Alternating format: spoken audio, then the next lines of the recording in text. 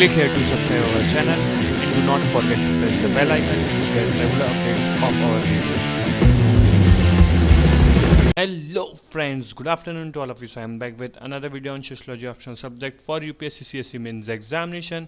In this video we are going to see the other two theories of social stratification, that is Marxist theory and Weberian theory, and it is part 2. And part 1 we have finished structural functions theory. So friend, please do these 3 hours. It will really motivate me to enter this awesome course. Share as much as possible so that more and more people will get benefited. Comment and like the video and ask any doubt if you have. And now you can also follow us on FB page, that is facebook.com/Unorthodox Academy. So friend, as you know that we are covering slot 3, stratification, caste and class, and in paper 1 we have to complete the stratification mobility, and from paper 2 we have to finish the caste system and social classes in India. And at present we are at slot 5 or section 5th of paper 1, that is stratification mobility. We have covered concepts, and by this video we are also going to finish the theories of social stratification. So first we see the Marxist theory. So Marx exclusively had never talked about social stratification. Rather, this theory is derived out of his theory of class and class conflict. So conflict theory of stratification is represented by Karl Marx. He believed that stratification is an exploitative mechanism made by the haves to dominate or subjugate the have-nots of the society. He believed that private property of unequal distribution of wealth is the reason of all form of social stratification. He identified only 2 economic classes, that is haves, that means who controls the surplus productions, and by the virtue of it they controls all other institutions of the society, and have-nots are those who earn their livelihood by selling their labor to the haves and do not control the means of productions. So hence the major concept of his view over social stratifications are as follows. The first is that the base of all inequalities and social stratification lies in unequal distribution of economic resources. Then stratification may be universal phenomena, but it is not inevitable for all societies.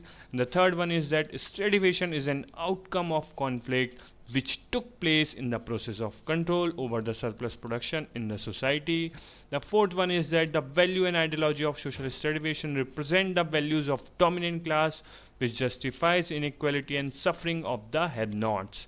And the fifth one is stratification is a medium to ensure unequal distributions, and it is unethical and unjustifiable and illegitimate as an institution. So Marx predicted that in communist society it would not be existing.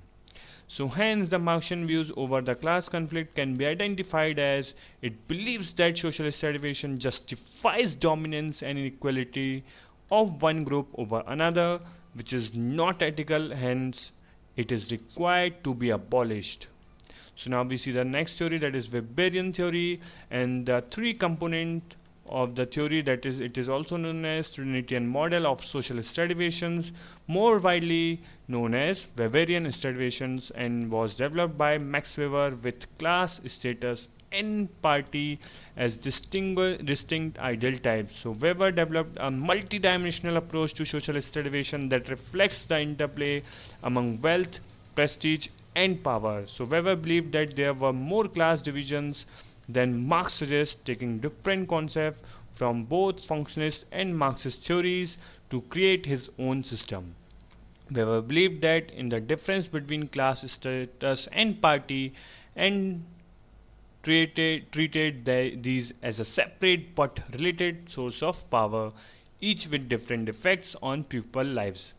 He claimed there should be 4 main classes: the upper class, like the bourgeois of Marx theory, that is those who are haves; the propertyless white-collar workers, the petty bourgeois; and the manual working class, like the Marx proletariat, that is have-nots of Marx.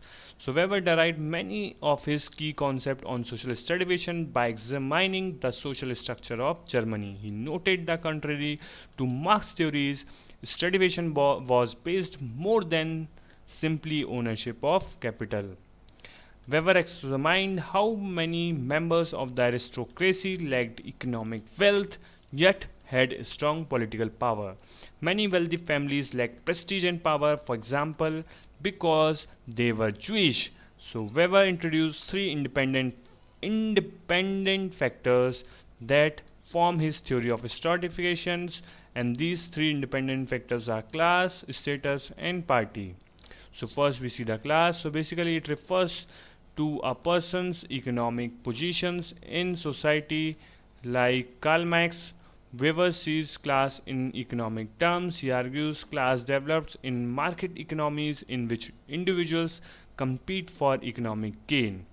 He defines a class as a group of individuals who share a similar position in a market economy and by the virtue of that fact receive similar economic rewards. So thus in Weber terminology, person's class situations is basically his market situations. So those who share a similar class situations also share similar life chances. Their economic position will directly affect their chances of obtaining those things which is defined as desirable in their society, for example access to higher educations and good quality housing. So like Max Weber argues that the major class division is between those who own the forces of production or the means of production and those who do not. So thus those who have substantial property holding will receive the highest economic rewards and enjoy superior life chances. However, Weber sees important differences in the market situations of the property-less group in society. In particular, the various skills and services offered by different occupations having different market values. So for example, in capitalist society, managers, administrators and professionals receive relatively high salaries because of the demand for their services. So Weber admits that a common market situation may provide basis for collective class action, but he sees this only as possibility. So the market value of skills of the property less varies and the resulting difference in economic return are sufficient to produce different social classes. So thus he rejects the Marxian view that political power necessarily derives from economic power. So Weber noted how many or how managers of corporations or industries control firms they do not own. So Marx would have placed such a person in the proletariat. So now we see the next independent term, that is status, and it refers to a person's prestige, social honor or popularity in a society. Weber noted that political power was not rooted in capital value solely but also in one individual's status. So while class forms one possible basis for group formation, collective actions and the acquisition of political power, Weber argues that there are other bases for these activities. So in particular group from because their members share a similar status situations. Whereas class refers to the unequal distributions of economic rewards, status refers to the unequal distribution of social honor. Occupation, ethnic and religious groups, and most importantly style of life are accorded differing degrees of prestige or esteem by members of society.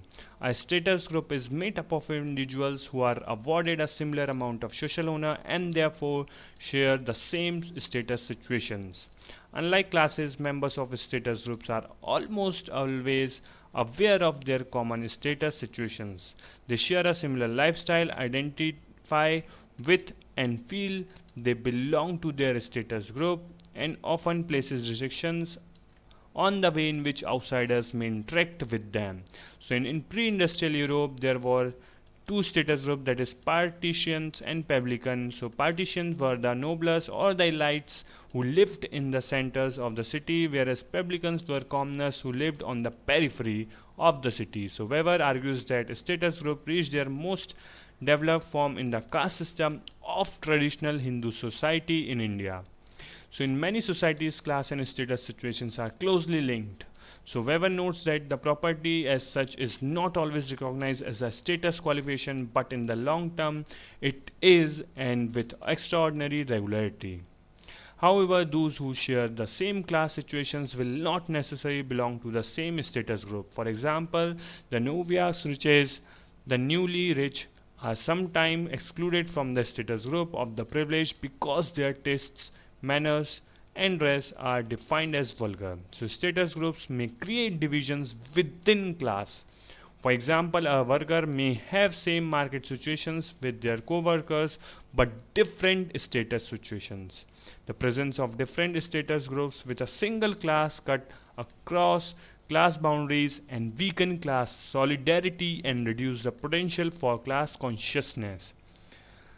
Next, so now we see the next term, that is party, and Weber defines parties as a group which are especially concerned with influencing policies and making decisions in the interest of their membership. In Weber's words, parties concerned with the acquisition of social power. Important term is social powers. So parties included a variety of associations from the mass political parties of Western democracies to the whole range of pressure or interest groups, which include professionals, associations, trade unions, the automobiles associations, and etc. So parties often represent the interest of classes or status groups, but not necessarily. So in Weber's words, parties may represent interest determined through class situations or status situations. So in most cases, they are partly class parties and partly status parties. So for example, the combination of class and status interests can be seen in the various black power organizations in the USA. They represent a status group, but they also represent class interests. The majority of blacks are working class, and many blacks organizations are directly concerned with improving their class situations.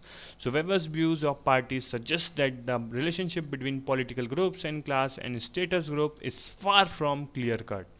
Just as status groups can both divide classes and cut across boundaries, so parties can divide and cut across both classes and the status group.